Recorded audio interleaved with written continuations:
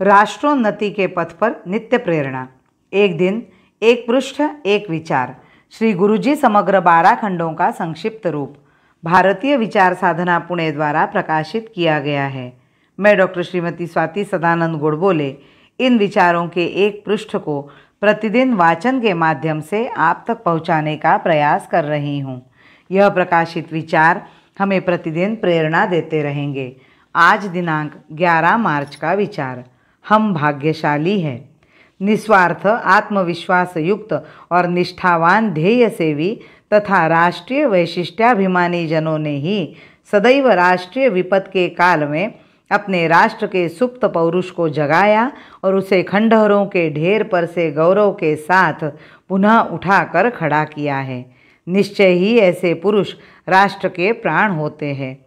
प्राचीन समय में भी शिक्षित तथा मेधा संपन्न युवक व्यक्तिगत सुख सुविधाओं के समस्त विचार को तजकर समाज की सेवा और उन्नति के लिए अग्रसर होते रहे हैं।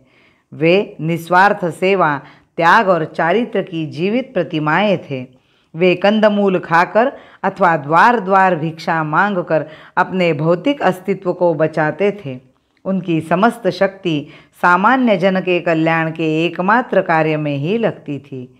वे लोगों से मिलते थे, उनके सुख दुख में समरस होते थे, उनके भौतिक अभावों और क्लेशों को शमित या न्यून करने का प्रयत्न करते थे और उन्हें जीवन के उच्चतर मूल्यों से अनुप्राणित करते थे। उन प्रज्ञावान स्वार्थ त्यागी युवकों का हृदय उच्च शिखर के समान था। वहाँ से सांस्कृतिक तथा आध्यात्मिक आदर्शों की धाराएं प्रवाहित होकर हमारे समाज के सभी स्तरों को सिक्त कर देती थी।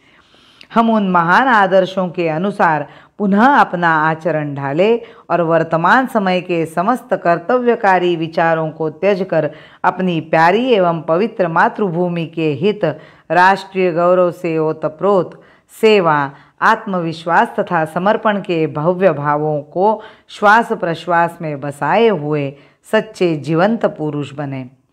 इस प्रकार के स्वयंसेवी उत्साह से प्रज्वलित तरुणों का वृंद ही हमारे देशवासियों में कार्य करने तथा देश को अभ्यंतर एवं संकटों की विभीषिका से बचाने के लिए समुद्यत होने की प्रेरणा दे सकेगा।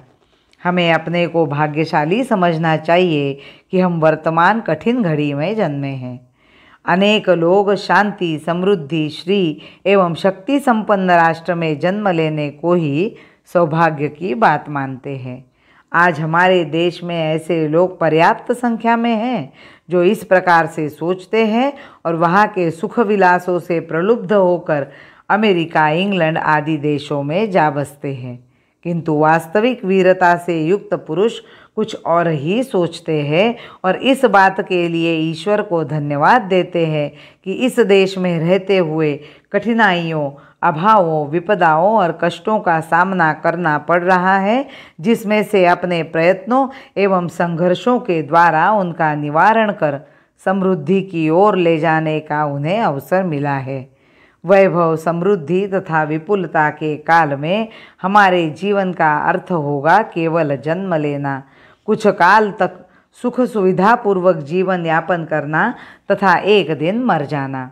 किंतु विपरीत परिस्थितियों में हमें अंदर के सर्वोत्तम को प्रकट करने, अपने पौरुष की परीक्षा करने और विश्व के समक्ष भव्यतापूर्ण प्रचंड व्यक्तित्व के रूप में खड़े होने का अवसर मिलता है। हमें अपनी पूर्ण उच्चता को प्राप्त करने और मानव कल्पना की उच्चतम उड़ान के भी आगे की ऊंचाई तक उड़ान भरने का सुयोग प्राप्त होता है। दैनिक शाखा संस्कारों से सीखे नित्य नियम अनुशासन। दैनिक शाखा संस्कारों से सीखे नित्य नियम अनुशासन। मातृभूमि प्रति अक्षय निष्ठा। मातृभूमि प्रति अक्षय निष्ठा। करे समर्पित तन मन धन। करे समर्पित तन मन धन। करे समर्पित तन मन धन। भारत माता की जय। वंदे मातरम।